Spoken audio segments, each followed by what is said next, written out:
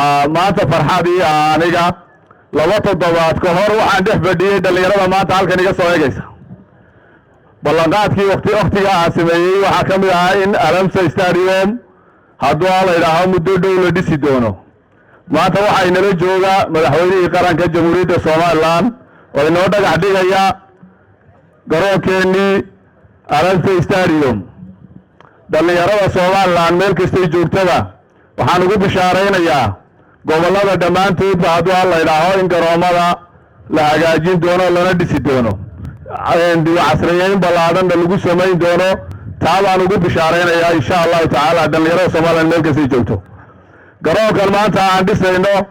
ama la dhagax dhigayo dhisaankiisii waad aragtaan halkaa iga dambaysa ayuu ku yaalaa wuxuu noqon doonaa garoon caalamiya garoon weyn garoon olombikada lagu qabto caalamkana la iskaga yimaado noqon doonaa insha allahu tacaala maanta la dhagax dhigay dhamaystirkiisuna muddo dhow uu dhamaystirmi doonaa hadduu la yidhaaho waxaa iga dambeeya madaxweynaha hadalkana isagaan u reebi doonaa insha allahu tacaala waxaa farxadii maanta inuu ilaahay igu simay intaan jooga inuu garoonkan Alamsa Stadium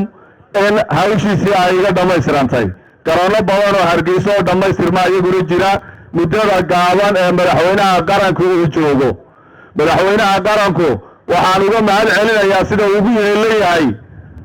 dhalinyarada jamhuuriyadda Soomaaliland markaan u tagno waxaaba dhiman iyo waxaaba loo baahan yahay sida uu noogu helayaa markaaba uu